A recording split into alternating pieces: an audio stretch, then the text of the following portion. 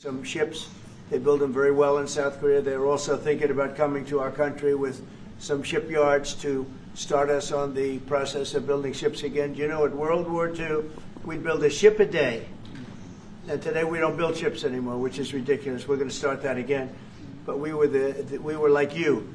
We were building ships all the time for everybody. And presidents and people allowed that to slip by.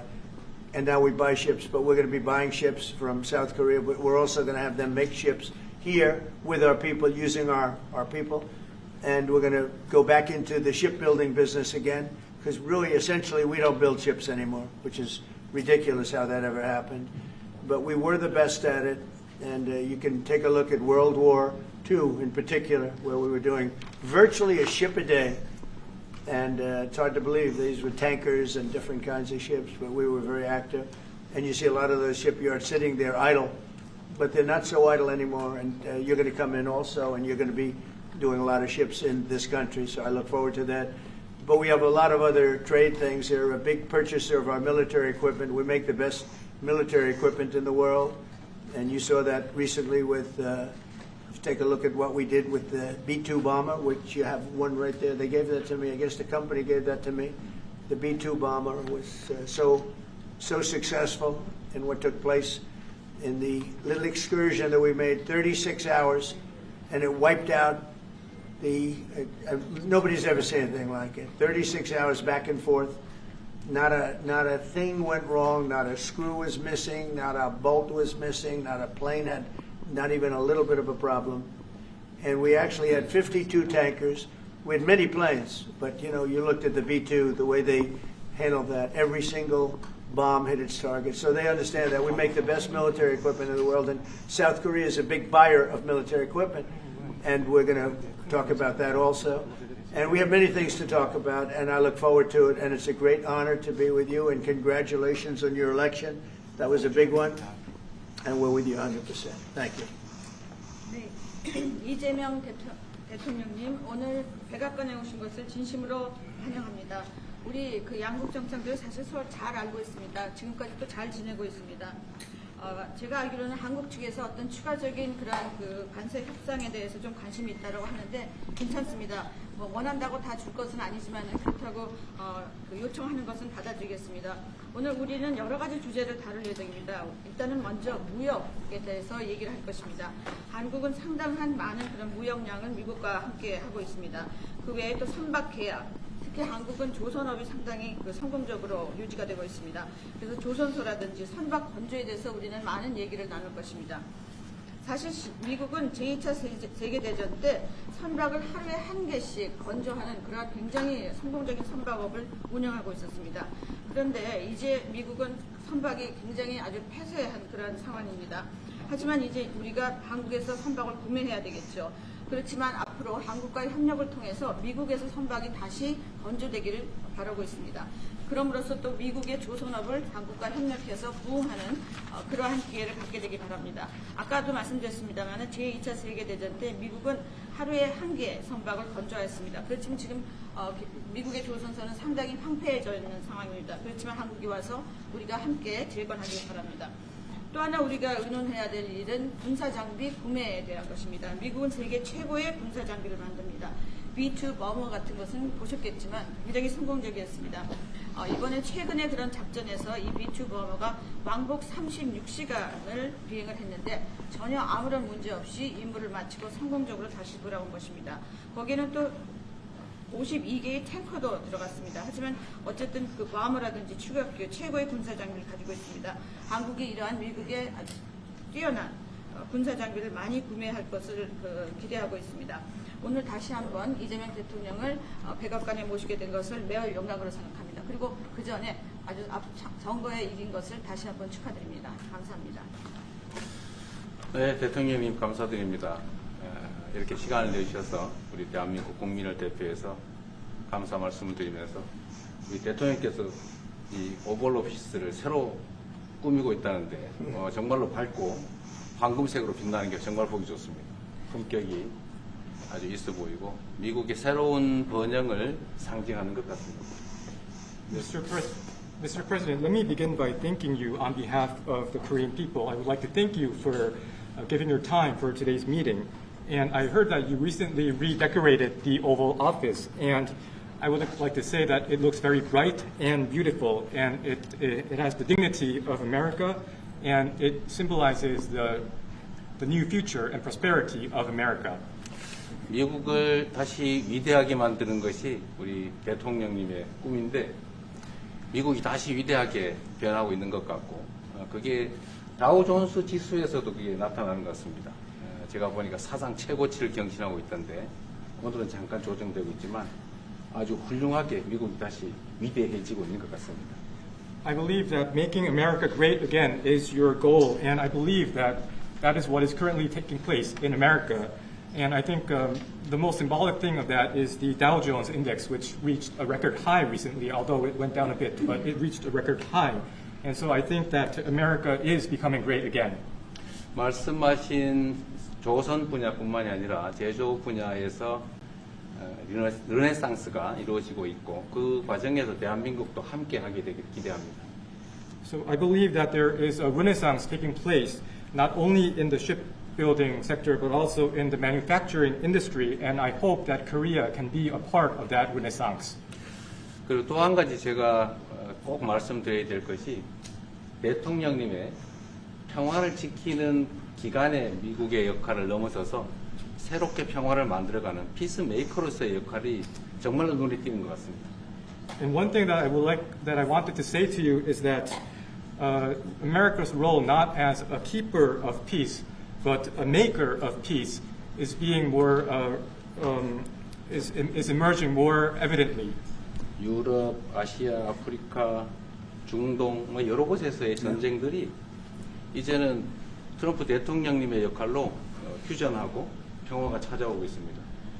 Many wars in Europe, in Asia, in Africa, and in the Middle East are coming to peace because of the role that you are playing. 세계 지도자 중에 전 세계의 이런 평화 문제에 대통령님처럼 이렇게 관심 가지고 실제로 성과를 낸 경우는 처음으로 보이십니다. So among the many world leaders, I believe that you are the only leader who has made such accomplishments. 그리고 가급적이면 전 세계에서 유일하게 분단 국가로 남아 있는 한반도의 그 평화를 좀 만들어 주셔서 김정은과도 만나시고 북한에 트럼프 월드도 하나 지어서 거기서 저도 골프도 칠 수 있게 해주시고 그래서 전 세계가 인정하는 정말 세계사적인 평화의 메이커로서의 역할을 꼭 해주시기를 기대합니다. And I would like to mention that the only remaining divided nation in the world is the Korean Peninsula. And I would like to ask for your role in establishing peace on the Korean Peninsula. So I look forward to your meeting with Chairman Kim Jong-un and construction of a Trump Tower in North Korea and playing golf at that place. 아마 기다리고 있을 것 같습니다. 다시 한 번만. 네, 기다리고 있을 것 같습니다. So I believe he will be waiting for you. 그리고 마지막으로 든든한 한미 동맹을 기반으로 대한민국이 성장 발전해 왔고 앞으로도 이 한미 동맹을 군사 분야뿐만이 아니라 경제 분야 또 다른 과학 기술 분야까지 다 확장해서 미래형으로 발전시켰으면 좋겠습니다. Korea was able to attain economic growth and development through our ironclad alliance. And going forward, I hope to develop our alliance into a future-oriented alliance that encompasses areas not only limited to security, but also the economy and science and technology.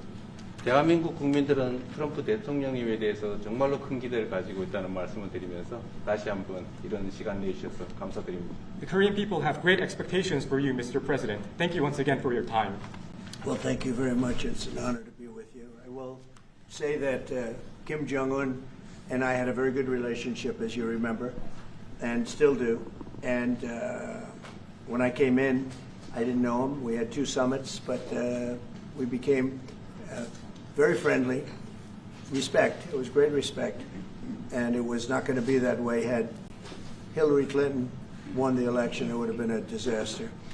But we think we can do something in that regard with respect to North and South, and I think you are much more prone to doing that than other leaders that I've been working with from South Korea.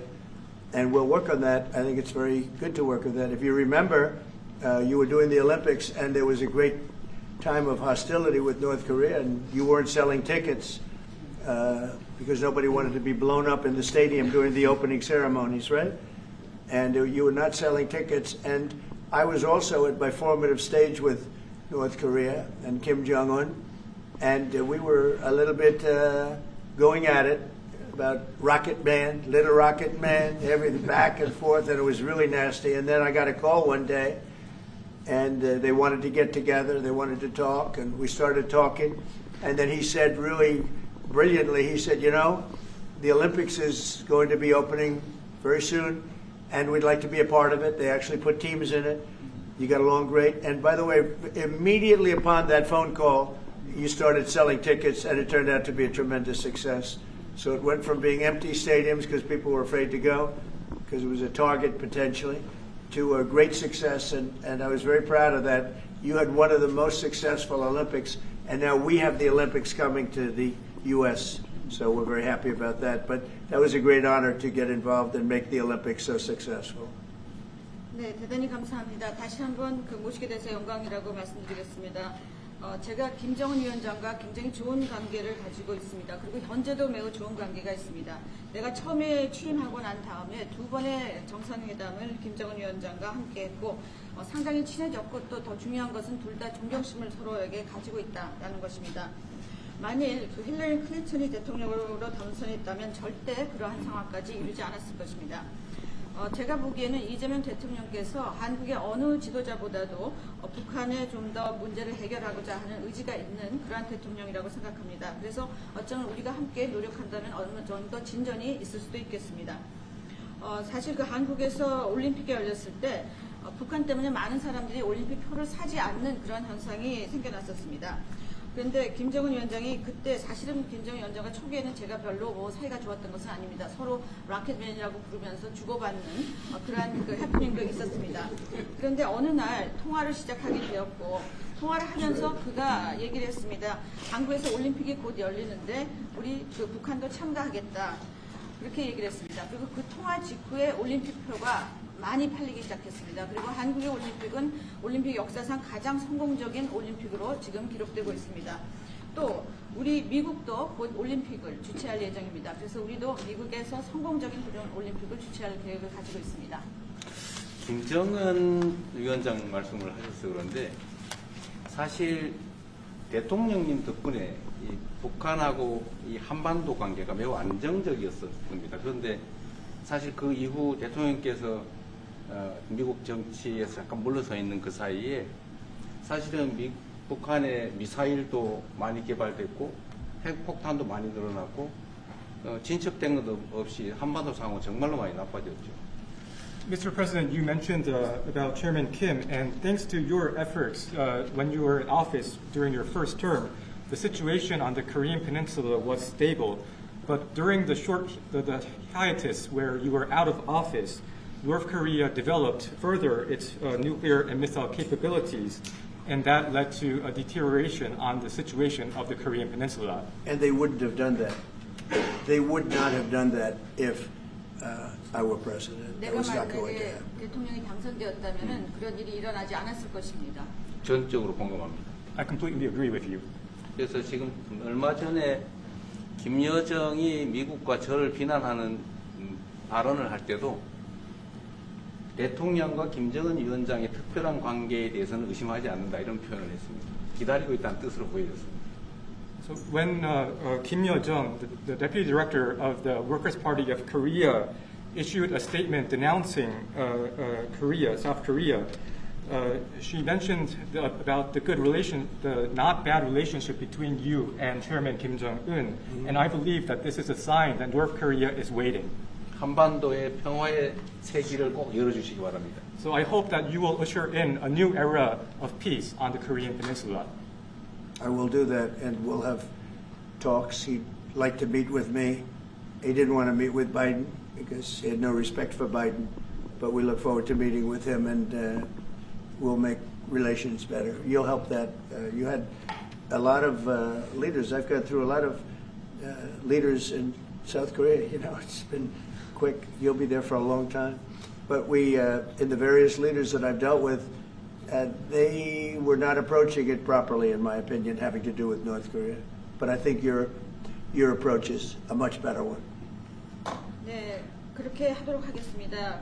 김 위원장이 바이든 전 대통령을 만나고 싶죠 하지는 않았지만 말은 만나고 싶어 할 것 같습니다. 그래서 그런 그 시도를 하겠고요. 내가 한국의 지도자들을 여러 번을 만나봤는데 제 개인적인 생각으로는 대북 정책이 그렇게 적절하지 않지 않았나 하는 생각이 듭니다. 그래서 이 대통령께서 그 적절한 대북 정책을 통해서 좀 더 그 진전이 있었으면 하는 생각입니다. 저의 관여로 남북 관계가 잘 개선되기 쉽지 않은 상태인데 실제로 이 문제를 풀 수 있는 유일한 인물이 트럼프 대통령이십니다. So resolving this issue through my engagement is not an easy thing. And the only person that can make progress on this issue is you, Mr. President. 대통령께서 피스 메이커를 하시면 저는 페이스 메이커로 열심히 지원하겠습니다. So if you become the peacemaker, then I will assist you by being a pacemaker. That's good. We can do big progress, I think, with North Korea. Absolutely. 네, 북한에 대해서 큰 진전을 함께 이루어 나갈 수 있다고 믿습니다. 감사합니다. Okay, thank you very much. Thank you very much. Good job. Okay, questions, please. Mr. President, when you met with Russian President Vladimir Putin, how soon did he say that he wanted to sit down with Ukrainian President Zelensky? Russia, as of now, says there's no meeting on the books and no agenda is set. Well, that's going to be up to them. It takes two to tango. I always say it. And they should meet, I think, before I have a meeting and probably close the deal. But I think it's appropriate they meet. They do not exactly get along well, as you can understand. And I'm sure it's a meeting that perhaps he didn't like. but he wasn't happy about coming to the United States either. That was a big concession, and I appreciate the fact that he did.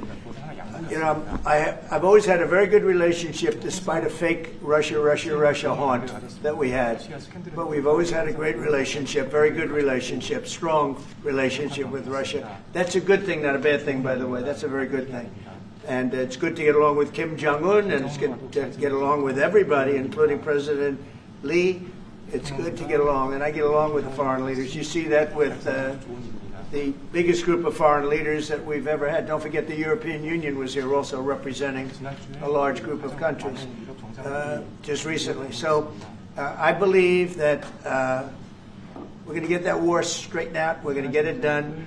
I don't know that they'll meet. Maybe they will. Maybe they won't. They'd like me to be at the meeting. I said, you guys ought to work it out. It's between you. It's not us. Now, in the meantime, we're not spending any money on, as you know, on Ukraine. We're selling military equipment to NATO. NATO now is taking in, excuse me, NATO now is taking in a large amount of money from the countries. They're taking in 5% of GDP versus 2%. They're paying the 5%. They never paid the 2%, most of them, or a lot of them. NATO has a lot of money. We are selling military equipment to NATO at full price, and NATO's distributing that equipment to wherever they are. I mean, perhaps to Ukraine. So NATO's working with Ukraine. Biden was giving hundreds of billions of dollars, just willy-nilly, just giving money. He had no idea where it was going. It was terrible what was happening. So we're not involved anymore in terms of the cost. We're in for $350 billion. As you know, I also got the rare earth deal done with Ukraine, which was worth much more than the $350 billion. But I'm not interested in the money so much, even though we've done a great job in that regard. I'm not interested in that. I'm interested in stopping a war where last week 7,109 soldiers died, both Russian and Ukraine. It's such a waste of life and humanity. They're not from this country. They're not from any other country other than Ukraine, for the most part, other than Ukraine and Russia. But it's a very important thing to me to stop it. I stopped 7 wars that were raging, one for 31 years, the Congo, and as you know, Rwanda, one for 35 years. I don't have to go into them. You know the list better than I do.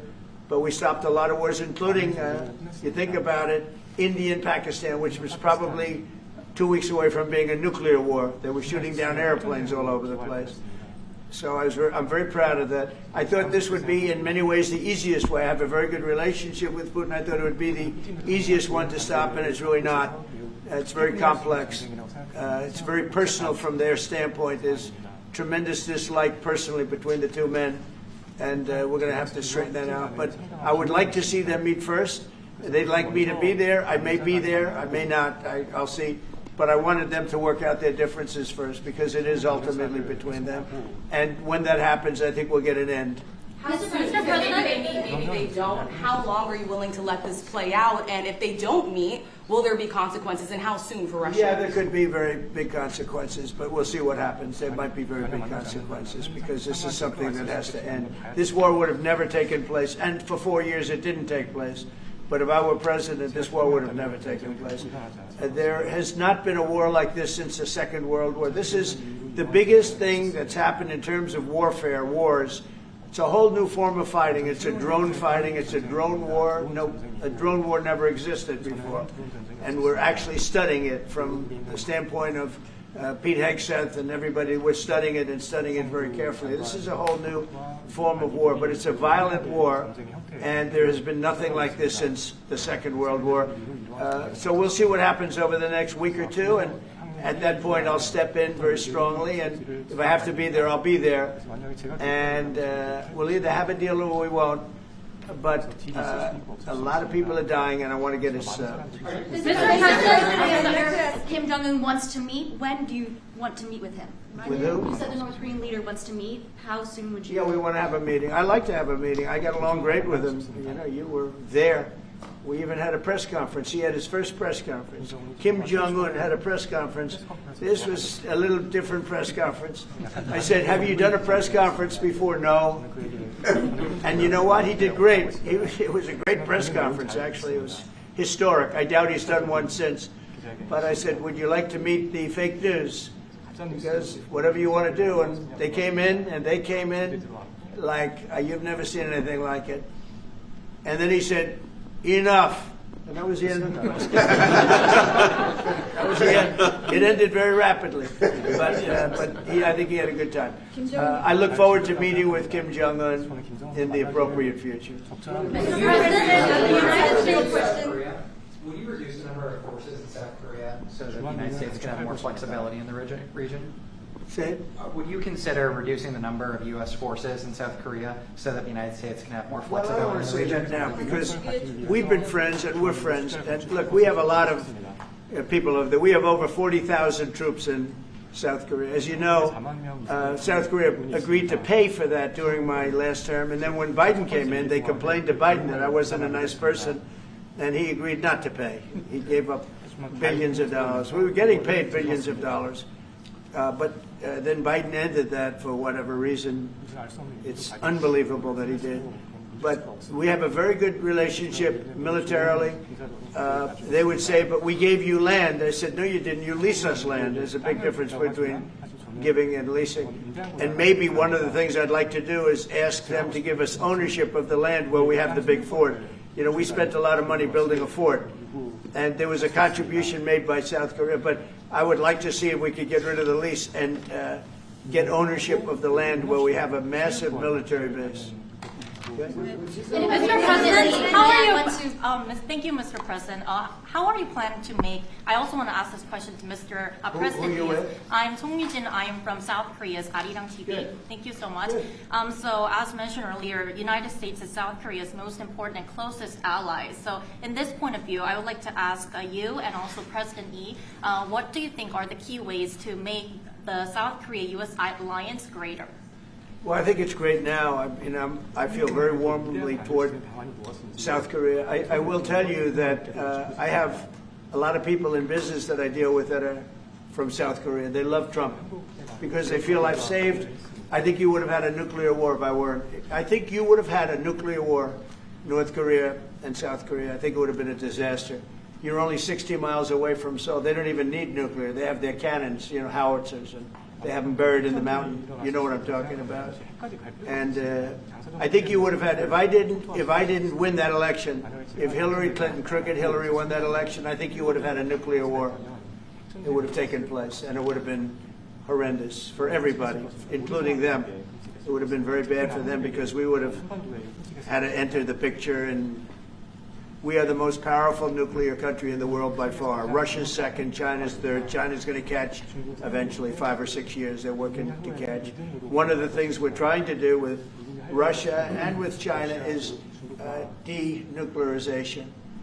And it's very important. One of the things I discussed with President Putin the other day, it wasn't just that, it was also other things. And I think the denuclearization is it's a big aim. But Russia's willing to do it, and I think China's going to be willing to do it too. We can't let nuclear weapons proliferate. We have to stop nuclear weapons. The power is too great. Okay? Thank you. Mr. President, I'd like to ask you further question about South Korea and U.S. alliance. I'm Anna from the Korea Times. Good. And I'd like to ask you about the trade deal that's on the table. Yeah. You mentioned about the shipbuilding industry, and President Lee mentioned about the manufacturing industry. And what other areas or sectors that you intend to focus on this trade deal? Because Korea is bringing in many investments and create jobs as well. So I'd like to know the opinions of both, how to get a beneficial outcomes for both countries through this deal. Well, we're going to get along great because we really sort of need each other.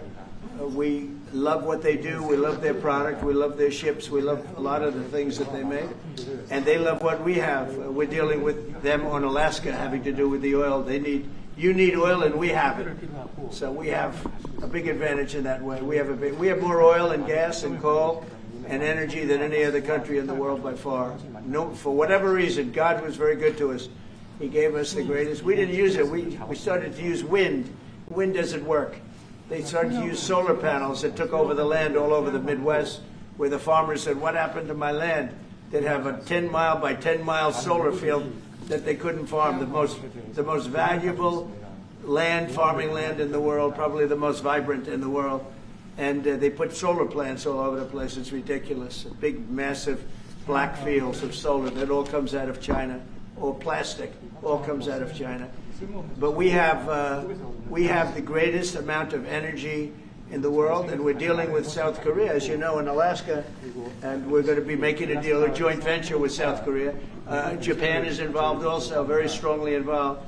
So we have Japan and South Korea, and we're actually the closest. You know, it seems like quite far away, Alaska, but actually it's right up the little ocean, right up the little Pacific Ocean. It's actually pretty close, relatively speaking. But we have more oil and gas and coal than any other nation in the world by far, and we're going to use it. And that's the thing that South Korea, I think, most wants from us, I would think. Would you go back to the DMZ to meet with the North Korean leader? Say it? Would you go back to the DMZ to meet with the North Korean leader? I loved it. Remember when I walked across the line and everyone went crazy? Especially Secret Service, I would say they were going. And I looked into those windows, you know, the windows, the glass, that you could only see if you looked direct, because there was all sorts of stuff. But I looked in and I saw more rifles pointing at me than you could. There were a lot of rifles in that building. The Secret Service was not happy. You know the buildings I'm talking about? The two blue buildings on each side. And I walked up the middle and I looked in the window and I saw more guns in that room than I've ever seen in my life. I looked at the other side and it was the same thing. And yet I felt safe. I felt safe because I have a great relationship with Kim Jong-un. I hope it stays that way. I think it will. I have a very good relationship. I understand him. I spent a lot of free time with him talking about things that we probably aren't supposed to talk about. And, you know, I get along with him really well. I think he has a country of great potential, tremendous potential. Is it possible to meet him this year or maybe next year? Well, I'm meeting a lot of people. I mean, it's hard to say that, but I'd like to meet him this year. President Xi would like me to come to China. It's a very important relationship. As you know, we're taking a lot of money in from China because of the tariffs and the different things. And it's a very important relationship. We're going to get along good with China. I hear so many stories about we're not going to allow their students. We're going to allow their students to come in. We're going to allow. It's very important. 600,000 students. It's very important. But we're going to get along with China. But it's a different relationship that we have now with China. It's a much better relationship economically than it was before. With Biden, boy, what he allowed that, I mean, they just took him to the cleaners. You know the expression? They took him to the cleaners. I'm sure they have an equal expression in South Korea, but they took that guy out for a ride like nobody's ever been ridden before. Terrible. But we have a very strong relationship, Howard, I would say, economically with China now, getting much better. They have to give us magnets. If they don't give us magnets, then we have to charge them 200% tariff or something, you know. But we're not going to have a problem, I don't think, with that. I think that's perhaps behind us. You know, China intelligently went and they sort of took a monopoly of the world's magnets. And nobody needed magnets until they convinced everybody 20 years ago, let's all do magnets. There were many other ways that the world could have gone. But so it'll take us probably a year to have them. We're heavy into the world of magnets now, only from a national security standpoint. But we have a powerful thing. It's airplane parts. They have many Boeing jets. You know, they had 200 jets that didn't fly. And I've sent them all, based on his word, I sent them all of the parts so their planes can fly. I could have held them back. I didn't do that because of the relationship I have. And their planes are now flying. You know, we had 200 of their planes were unable to fly because we were not giving them Boeing parts purposely, because they weren't giving us magnets. Therefore, we weren't giving them. But we have a much more powerful thing, that's tariffs. If we wanted to put 100%, 200% tariffs on, we wouldn't do any business with China.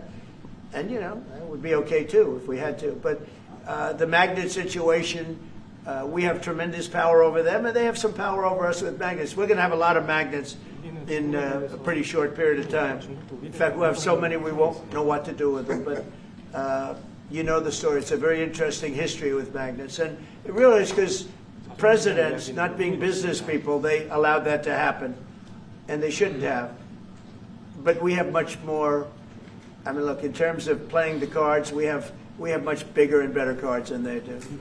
But with that being said, I think we have a great relationship. I spoke to President Xi fairly recently, and at some point, probably during this year or shortly thereafter, we'll go to China. And I think we're going to see a magnificent sight. It's a great country. Mr. President, on the National both you Guard. and President Lee actually are planning to go to China. You mentioned either this year or next year. Could you please share more details about your plans going to China and also President Lee? I think Well, maybe we'll go together. Do you want to go together? We can share a plane. We'll save energy. We'll save a little, the ozone layer. Remember President Obama used to talk about the ozone layer, and then he'd fly to Hawaii to play around the golf in a 747. Mr. President, on Would the you national. accept the invitation, Mr. Lee? 중국에서 만약 Well, I was sort of meant jokingly, but if you want, you can. 대통령하고 같이 가면 좋겠습니다. I would like to go together with President Do I accept? He doesn't accept. If you want to go, I'm going to get special permission. I'm sure you can go, but we're going to have a great relationship with China. I mean, it's happening. You see it. It's happening. They have some cards. We have incredible cards, but I don't want to play those cards. If I played those cards, that would destroy China. I'm not going to play those cards. Mr. President, on the National Guard, you've talked a lot about Democratic-run cities and states. Yeah. Would you also consider sending the National Guard into red states and red cities that are also seeing high crime? Sure, but there aren't that many of them. If you look at the top 25 cities for crime, just about every one of those cities is run by Democrats. And one of the bad things they did, cashless bail, if you look back on time, when they allowed a murderer out that afternoon, he'd kill somebody and then a couple of hours later he's walking the streets again, oftentimes killing again rapidly. Cashless bail is a disaster. You saw we had a news conference today on that. We're wiping it out in D.C., immediately wiping it out. It started in New York, I must tell you, and it's been a horrible thing for crime, especially violent crime. So we're going to end cashless bail, yes. Thank you. When will you deploy to Chicago, and how long are you keeping troops here in Washington, D.C.? Discussion. I really want to be appreciated. When we go into a city and wipe out the crime, so D.C., it sounds so horrible. I'm embarrassed to say it in front of you because they don't have anything like this. Washington, D.C., sir, has not had a murder in 11 days. Now, he's saying that's a horrible thing to hear because they don't have murders for ever. But Washington, D.C., if you go back and check, it's been many years since we went a week without having a murder. Now we haven't had, and I would say that Washington, D.C. right now is much safer than Seoul. You know why? Because we have a friendly neighbor. We have more friendly neighbors. You have a different kind of problem. We all have different problems. But Washington, D.C. is a very safe city right now. People are going out to dinner. Restaurants are opening. Restaurants that were going to close are now going to stay open. Friends of mine are going out to dinner all the time. They didn't go out to dinner for 4 years. It went rampant during the Biden years. Just rampant. That's why Susie is very close to the mayor and has a lot of respect for her, but I view it maybe a little differently because the mayor would say that it's gotten better. For 30 years it's gotten better. No, it's gotten worse. And the worst day of all was when we just got to office for the second time, and it's in very bad shape. So the mayor shouldn't be saying that violent crime has been getting better. It's been getting much worse. And the day I took office, it was the worst. And we did some minor things, made it a little bit better, but then we said, look, we got to stop it because too many people are getting killed. And we have not had a murder in 11 days. It sounds crazy. I hate to say this in front of this gentleman who I respect, because they don't have murders for years. But we have not had a murder in 11 days. And that's going to go on for a long time. And there will be, I guess, it'll happen a little bit. But we have a very safe city. This is one of the safer cities right now in the country. And in a short period of time, it'll be like the border. Nobody came in through our border.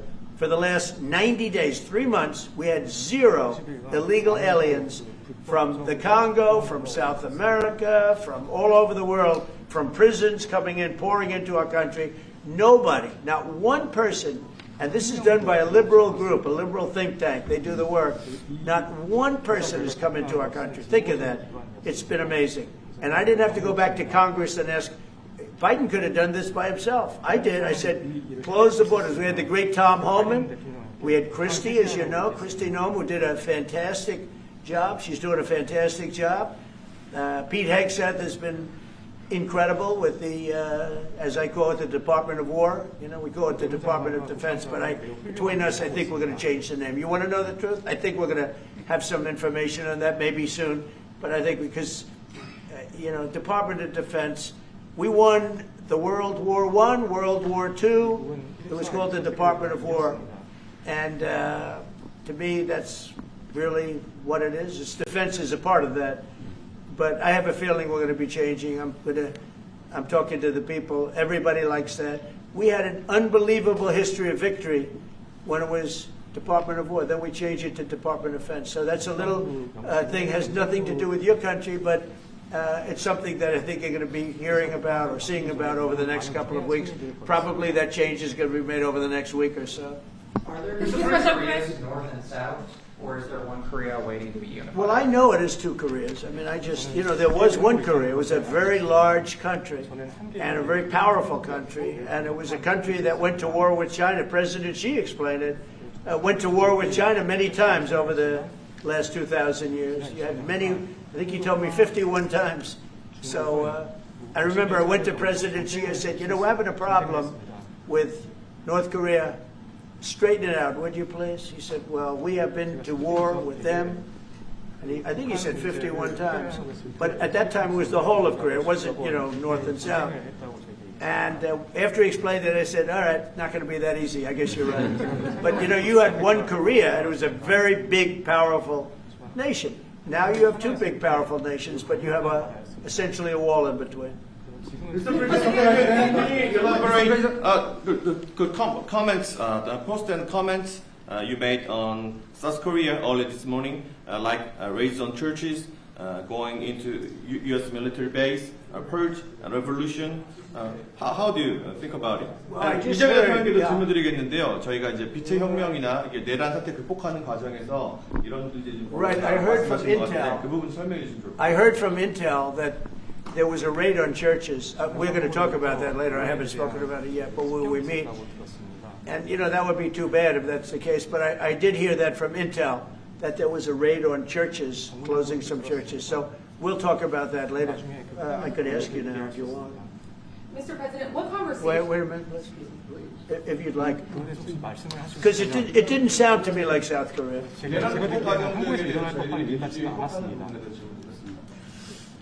간단하게 말씀을 드리면 지금 대한민국은 아시는 것처럼 친위 쿠데타로 인한 혼란이 이제 극복된 지 얼마 안 된 상태고 그 내란 상황에 대한 국회가 임명하는 국회가 주도하는 특검에 의해서 사실 조사가 진행 중입니다. 물론 저의 통제하에 있지는 않지만 하여튼 대한민국 검찰이 하는 일은 팩트 확인, 팩트 체크인데 미군을 직접 수사한 게 아니고 그 부대 안에 있는 한국군의 통제 시스템이 어떻게 작동했나를 확인한 것 같습니다. 나중에 좀 더 자세히 설명을 드리도록 하겠습니다. So it hasn't been long since Korea has overcame the political turmoil following the self coup by the former president. Currently, there is a fact-finding investigation by a special prosecutor that was appointed by the National Assembly. And this special prosecutor... Is his name deranged Jack Smith by any chance? They took him from our country. They put deranged Jack. He's a deranged, sick individual. But go ahead. Go ahead, please. I'm only kidding. Maybe I'm not. And that special prosecutor is not under my control. And so the special prosecutor is conducting a fact-finding investigation. And I would like to explain about what you said about U.S. bases. They did not conduct a search and seizure of American bases, but they looked into the chain of command and the control system of the Korean military. Right. And I would be happy to That's okay. explain about We'll this work more in it. detail I'm sure it's. during our lunch meeting. I am sure it's a misunderstanding, but you know there is a rumor going around about churches raiding churches. So we'll talk. I'm sure that's going to be worked out fine. 그래서 이게 잘 해결될 거라고 저는 생각합니다. Yeah, please go ahead. Mr. President, what conversations have you had with Israeli Prime Minister Benjamin Netanyahu about what is going on in Gaza? There was a UN-backed report that said there was a famine in Gaza. Based on what you know and what you've been briefed on, do you agree with that? So I mean I deal with Bibi Netanyahu quite a bit, and we had great success obviously in Iran. We knocked out their nuclear threat. That would have been a horror show having them have a nuclear weapon. They would have used it too. We did very well there. Right now they're talking about Gaza City. There's always talking about something. At some point it's going to get settled. And I'm saying you better get it settled soon. You have to get it settled soon. And that means, you know, nobody can forget October 7th. People forget October 7th. That was one of the most brutal. I've seen some terrible things, some brutal things. That was about as bad as it gets. And nobody can forget that. With that being said, it's got to get over with. It's got to get over with because between the hunger and all of the other problems, worse than hunger, death, pure death, people being killed. And, you know, I'm the one that brought back the hostages, and I did it with that gentleman right there, Steve Witkoff, and with Marco. All of us, the whole team, we worked together. Even the trade people worked on it with us. And we brought back a lot of the hostages. Now we're left with, would you say 20, Steve, or would you say it's less than 20? I hope it's 20. He hopes it's 20 because some could be dead. That's what he means, I assume. Yes. So we have 20, but there's rumors that some could be dead. It's a terrible situation over there. Terrible, terrible situation. But it's coming to a head. It's coming to an end.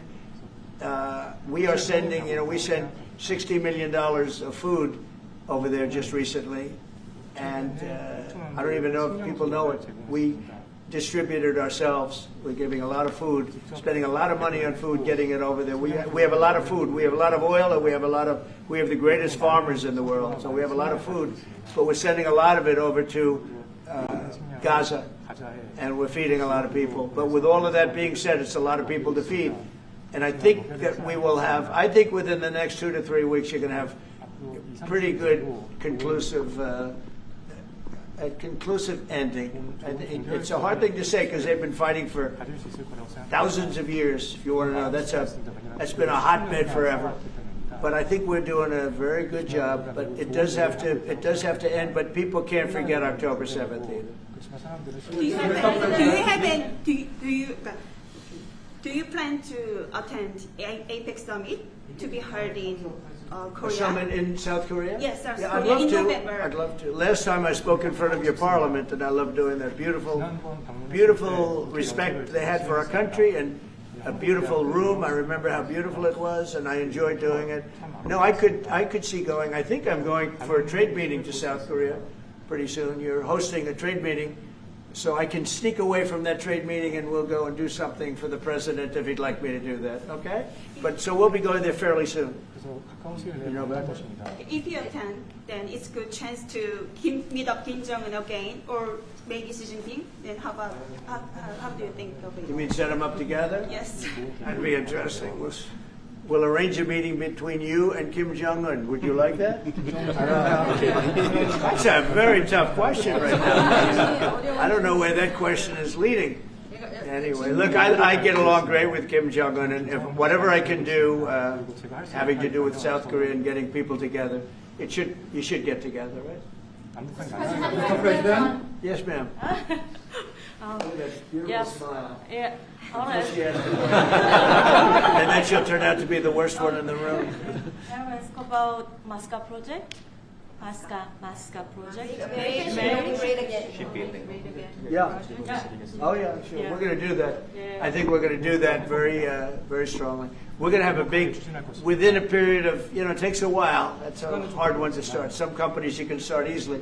Shipbuilding's a tough one to start, but we'll be doing that. Now, with that being said, we make the best submarines anywhere in the world. We make submarines. We're 25 years ahead of anybody else in submarines.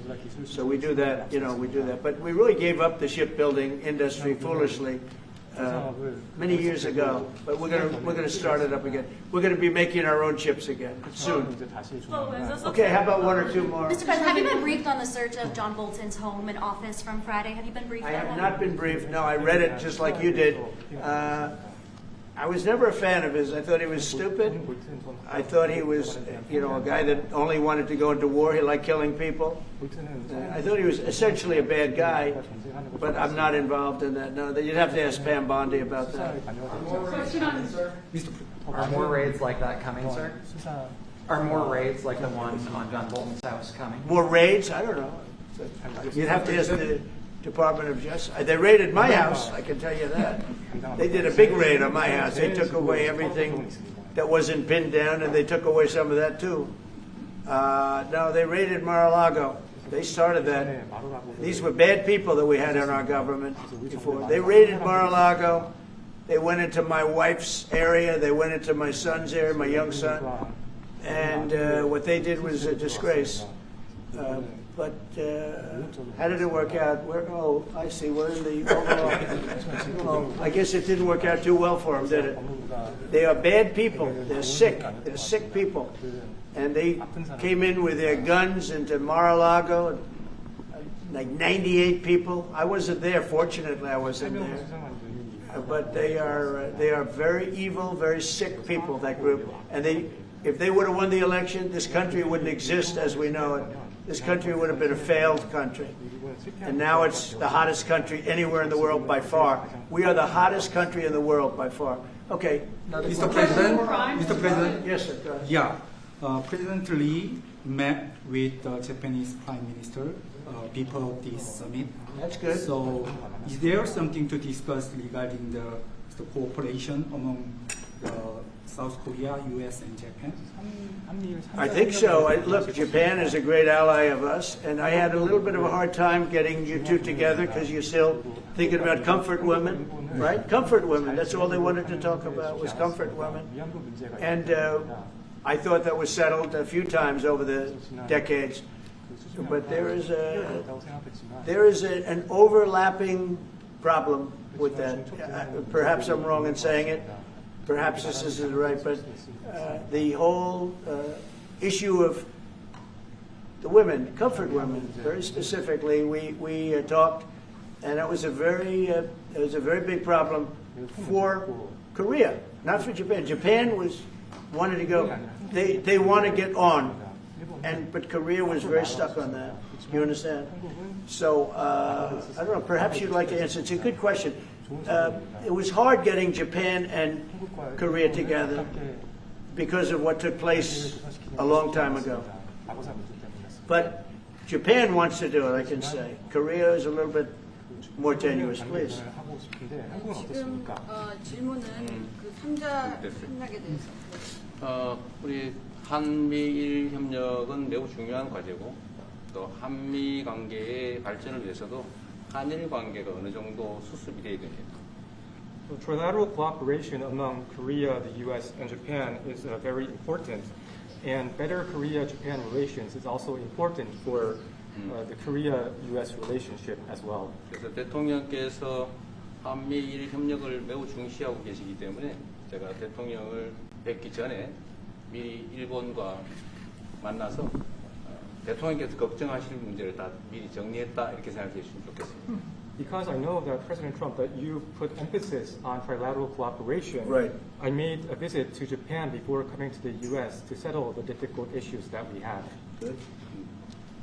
Well, Japan wants to get along very well with you, and I find them to be great people, great country, obviously, and they want very much to get along with South Korea. And you have something in common. You want to solve the North Korea problem. But Japan very much wants to get along with you, and I'm sure they will. I find the people that I deal with to be wonderful people, as I do with you. 이번에 일본에 가서 이시바 총리를 만났을 때 그 전에 우리가 가지고 있던 여러 장애 요소들이 많이 제거됐다는 생각이 듭니다.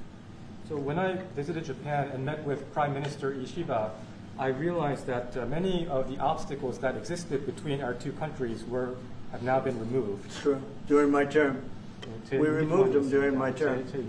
There was an overlay a little bit, but we removed many of those obstacles during my term. 첫 번째 임기 동안 많은 장애물이 And, if you look at Prime Minister Abiy, who was a great man, he was a great friend of mine, and he was assassinated. But he felt very warmly toward your country, I can tell you that. And the current Prime Minister, who I've gotten to know very well, feels the same way. So I think you're going to have a great relationship with Japan. Steve, go ahead. Just to close the loop on Gaza, is there a diplomatic push underway to try to get all this to end? Oh, there's a diplomatic push. No, is there? There has been, yeah, sure. Right now, Steve, I would say very serious diplomatic push. Marco or Steve, Marco, do you want to answer that first? Yeah, it's never stopped. We've always looked to find a solution there. Ultimately, as the president said, we want it to end. It has to end with no Hamas. Steve, where are we? I would say that we wouldn't be anywhere but for the president's truth last week, which was a statement to Hamas that they better get their act together and get to the peace table. But for that, it would have been all stalled. So, as usual, he is the man who moves it. Thank you. Thank you very much, everybody. Thank you, guys. Thank you, guys. Thank you, guys. Thank you, guys.